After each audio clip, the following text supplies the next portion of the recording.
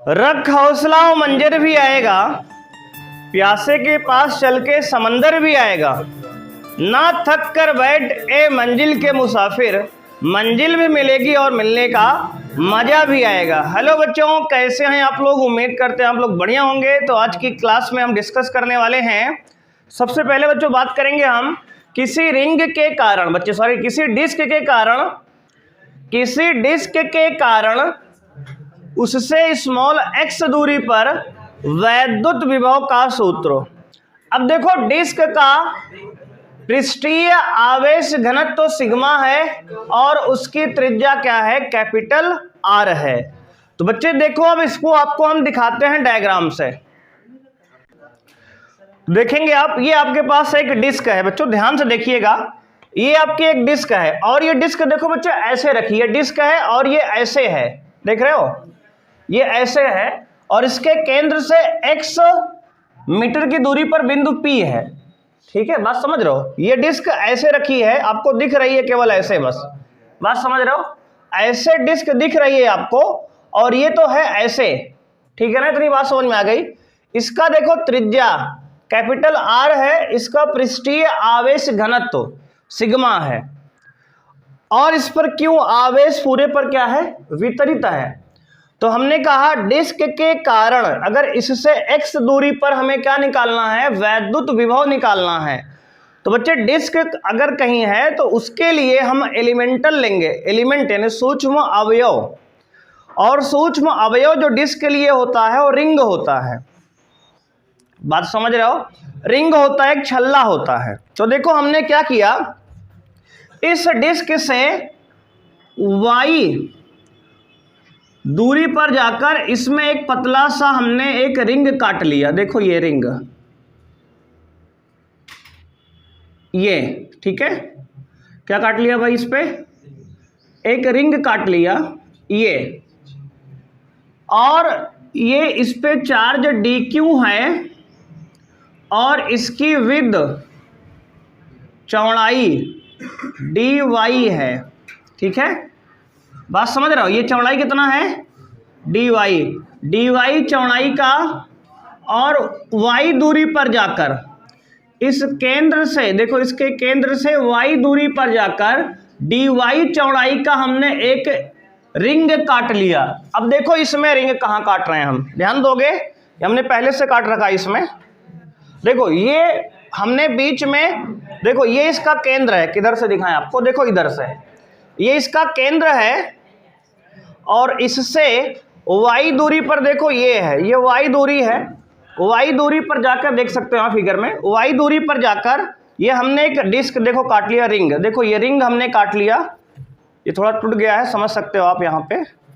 अब देखो हमने ये रिंग निकाल लिया, इस रिंग को हमने अलग कर लिया इससे। अब ध्यान से इसको देखेंगे और समझेंगे इस बात को।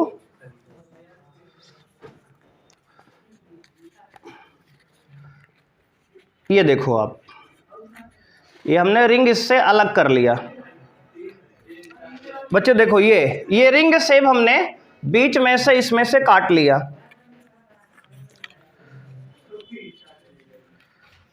अब इसको आप जो है समझने का प्रयास करेंगे।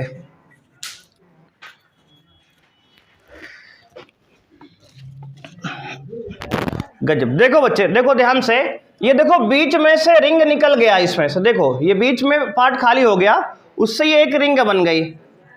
ठीक है, अब देखो इतना पार्ट आपने देख लो, ये बचा वाला पार्ट है, ये इसमें लगा हुआ है। ये बीच से जो रिंग हमने निकाला, ये रिंग आपको हम दिखा रहे हैं, कुछ ऐसा बनेगा आपका। ये देखो ये रिंग है, रिंग वही, हाँ, जो तुम उसको दोगे, है ना? बात समझ रहे हो कि नहीं? देखो ये रिंग है बच्चे, क्या है ये? देखो ये रिंग है ना, दिख रही है, देख रहे हो? ये देख लो ध्यान से, ये रिंग है। अब ये पूरी रिंग है, समझ सकते हो, यहाँ पे थोड़ा फील ले लो। ये दिख रही है ना आपको? देखो ये रिंग है। अब एक हमने डेरिवेशन पढ़ा हुआ इसके पहले, किसी रिंग के कारण या किसी छल्ले के कारण उससे x दूरी पर वैद्युत विभव, याद है किसी को? उसका फॉर्मूला क्या था? देखो अब ध्यान देना, रिंग के कारण वैद्युत विभव बच्चे हमने निकाला था, ये देखो रिंग के कारण उससे x दूरी पर त्रिज्या r थी, तो विभव आया था उसका यहाँ पर v बराबर k q upon root over r square plus x square. ये रिंग के कारण विभव आया था बच्चे, क्या आया था? रिंग के कारण विभव, बोलो हाँ या ना। अब इसका यूज हम करेंगे यहाँ पे। अब देखो जो बीच में आपने एलिमेंट काटा है ये एक रिंग है, देख लो इस प्रकार की एक रिंग है, और रिंग का फॉर्मूला क्या होता है? ये वाला होता है। तो अब लिखेंगे सूक्ष्म अवयव dq, सूक्ष्म रिंग है कह सकते हो ना, सूक्ष्म अवयव dq के कारण x दूरी पर वैद्युत विभव। तो लिखेंगे सूक्ष्म अवयव, यहां से शुरू हो रहा है हमारा हल, वो तो फॉर्मूला यूज करेंगे हम। सूक्ष्म अवयव यानी कि ब्रैकेट में लिख लो रिंग, रिंग के कारण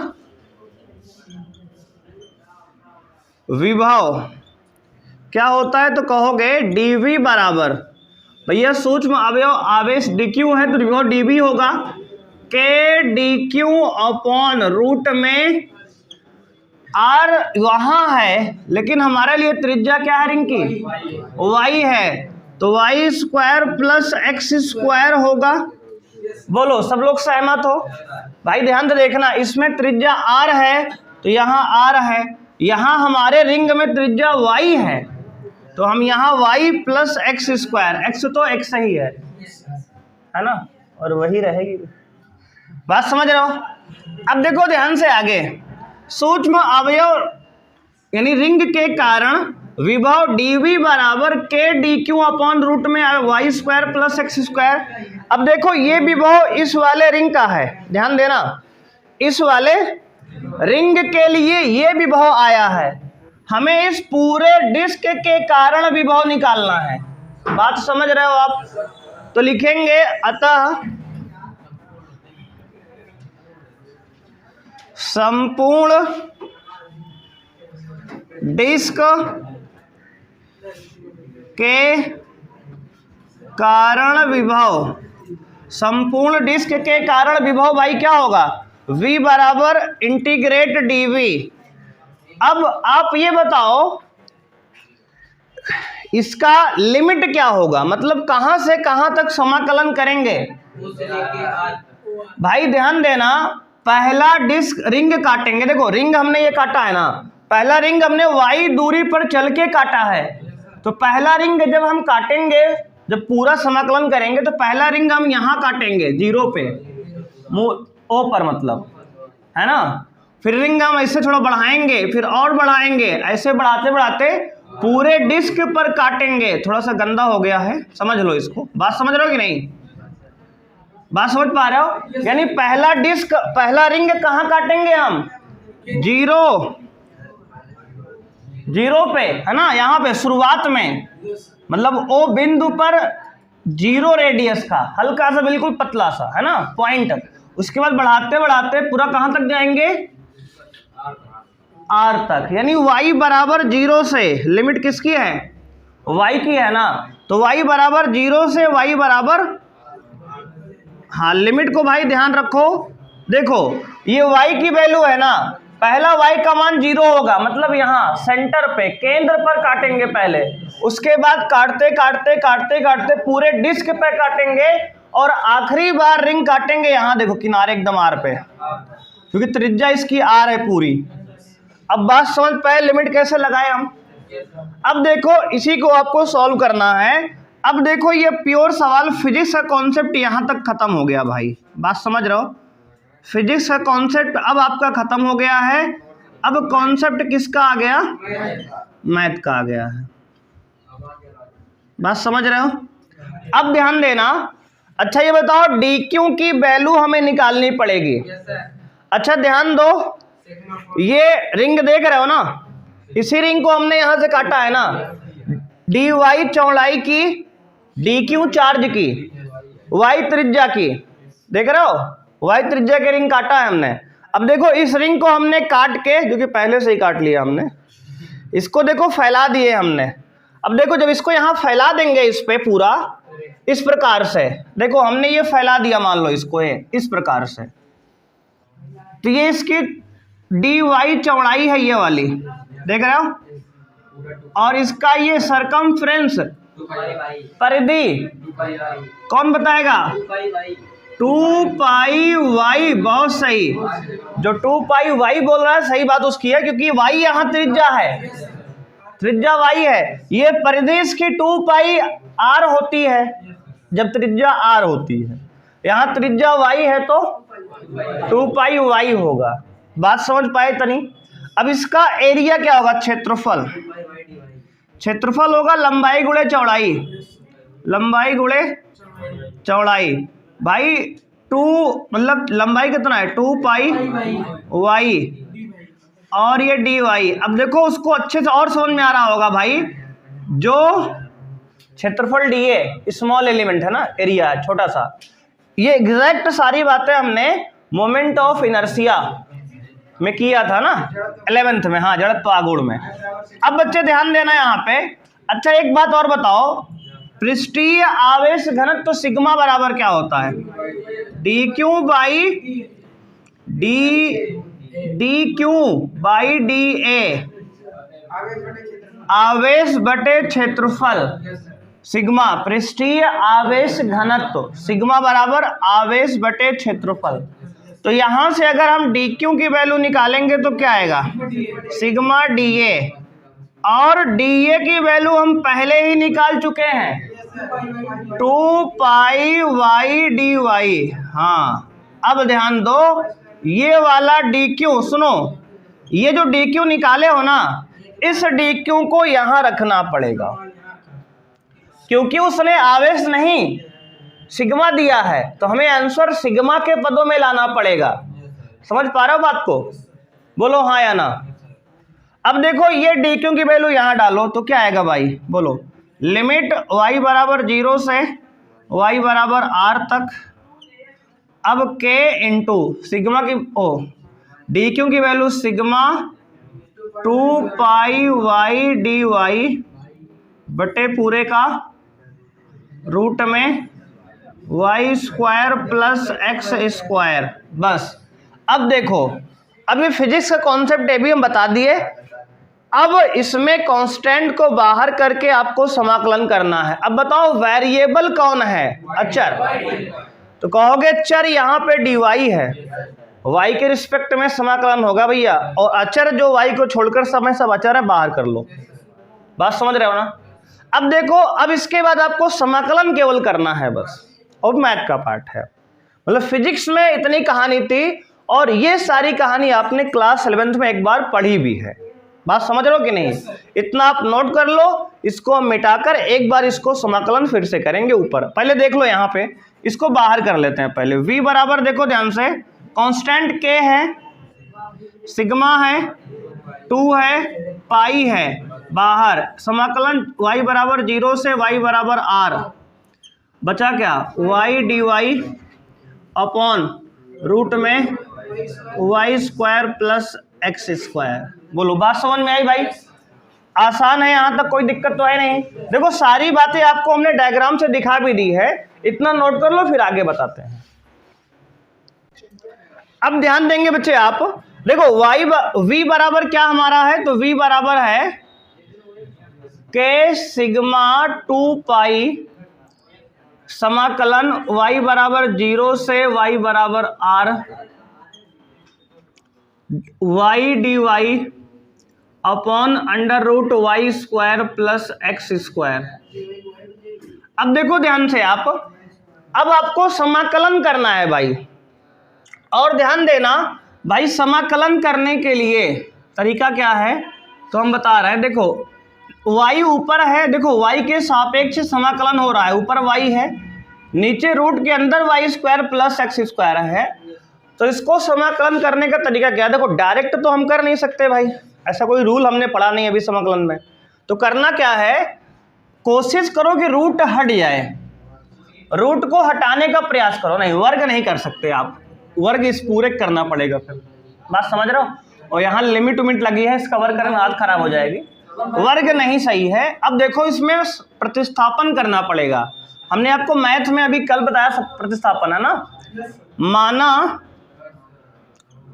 टी स्क्वायर बराबर Y square plus X square, ध्यान देना भाई, टी स्क्वायर बराबर Y square plus X square. अच्छा टी स्क्वायर क्यों मान लिए सर? बच्चा टी स्क्वायर इसलिए, अगर टी मानते थे रूट रह जाता, रूट हमें हटाना भी तो है, नहीं रूट में टी बन जाएगा, फिर देखो वही तो हटा रहे थे हम, रूट फिर से बच गया। तो जब भी रूट के अंदर कुछ क्वांटिटी इस तरह बन जाए, समाकलन करने का तरीका है, देखो ये फॉर्मूला समाकलन मैथ में भी यूज होगा जो बता रहे हैं यहाँ, वहीं का ट्रिक है ये। तो टी स्क्वायर मान लिया करो, क्योंकि जब टी स्क्वायर यहाँ रखोगे तो टी स्क्वायर का रूट होगा टी बाहर आ जाएगा। बात समझ रहे हो आप? अब देखो हमारी बात, अब इसको जो है अब लिखेंगे y का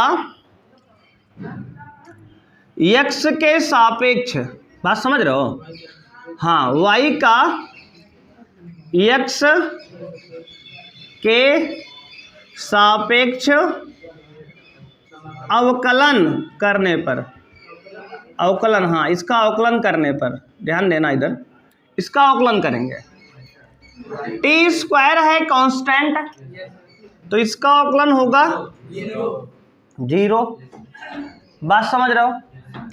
बराबर वाई स्क्वायर का अवकलन 2y और y का दोबारा होगा dy बाई dx। भैया y का x के सापेक्ष कर रहे हो तो 2y स्क्वायर का 2y होगा, लेकिन y का दोबारा होगा x के सापेक्ष। अगर y का y के सापेक्ष करते तो 1 हो जाता, ना लिखते, लेकिन y का x के सापेक्ष कर रहे हैं।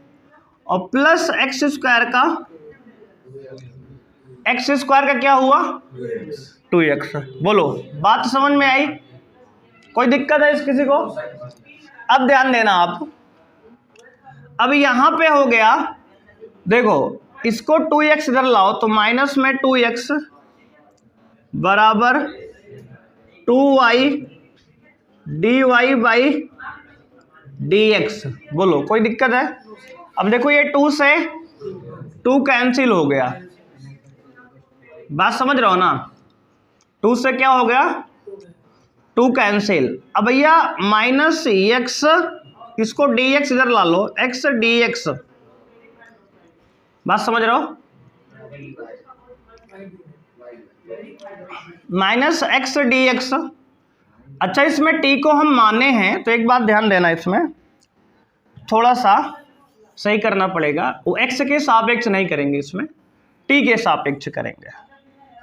रीजन बता रहे हैं आपको हम, कारण देखो, क्योंकि यहां पे आपने t को माना है और t को हटा दे रहे हो तो t तो गायब हो गया है ना। t माने हो इस पूरे को, मतलब वेरिएबल t ला रहे हो आप, नया एक नया वेरिएबल है, t कांस्टेंट नहीं है, यहाँ t आपने माना है। तो y का t के सापेक्ष अवकलन करने पर, तो देखो टी स्क्वायर का 2t, टी स्क्वायर का 2t, ध्यान दे रहा हो, टी स्क्वायर का 2t हो गया तो कुछ, तो बच्चे t का y के सापेक्ष अवकलन करने पर ध्यान देंगे, t का y के सापेक्ष तो 2t, टी स्क्वायर का 2t और t का दोबारा करेंगे dt बाई dy, बस समझ रहे हो, बराबर y स्क्वायर का 2y, ध्यान देना y स्क्वायर का 2y और y का y के सापेक्ष 1, y का y के सापेक्ष 1 और प्लस x स्क्वायर का 0। बात समझ में आई इतनी? अब ध्यान देना आप, ये 2 से ये 2 गया, t dt बराबर y dy, बात को समझो। अब देखो इस y dy की वैल्यू यहां लिखी है पूरी डायरेक्ट, ये t dt। अब देखो वैल्यू पुट कर रहे हैं हम, अब देखो v बराबर k सिग्मा 2 पाई समाकलन, अब देखो लिमिट हम हटा दे रहे हैं, अब चाहे तो आप लिमिट भी चेंज कर सकते हो, लेकिन फिर बहुत ज्यादा मैथ के अंदर हो जाएंगे हम, तो लिमिट देखो आपको फिजिक्स में लिमिट नहीं लगाना। अब यहाँ पे आपने प्रतिस्थापन कर लिया है तो लिमिट को यहीं छोड़ दो, जब हम y और x में लाएंगे अपना आंसर तो फिर लिमिट लगा लेंगे हम बाद में। अब देखो ये रहा, अब देखो y dy की वैल्यू क्या है, t dt, बोलो कोई दिक्कत। y dy की वैल्यू यहां से t dt ये निकाले हैं अपॉन रूट के अंदर t स्क्वायर, बोलो हाँ या ना, क्योंकि रूट के अंदर ये t स्क्वायर पूरा मान लिए हैं। अब देखो ये t लिखा है, t स्क्वायर बोले तो रूट के अंदर t है, अब ये t से ये t कट गया। अब ध्यान से आप देखो तो आ गया v बराबर k सिग्मा 2 पाई समाकलन dt।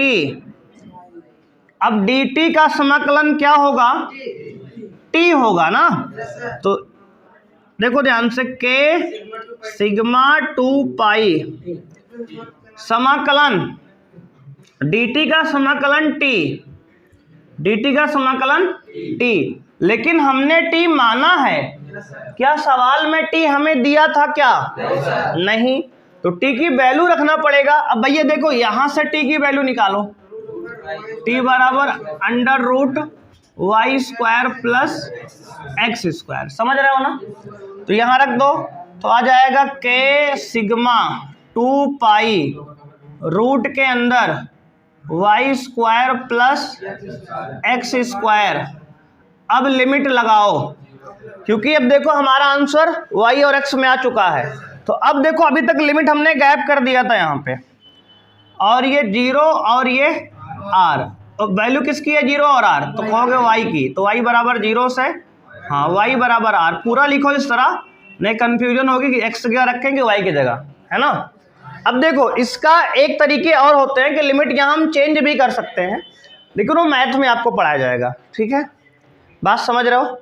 अब ध्यान दो इसके बाद, अब इसके बाद v बराबर k सिग्मा 2 पाई, ये बाहर वाला मसाला, और रूट के अंदर देखो अंदर ब्रैकेट में पहले y की जगह r रख दो, तो रूट में r square plus X square, ठीक है ना, और माइनस रूट के अंदर पहले अपर लिमिट डाल दिए, अब lower limit 0 square plus X square, बोलो कोई दिक्कत है यहां तक, नहीं। अब देखो इसके बाद भाई तो आ गया v बराबर k सिग्मा 2 पाई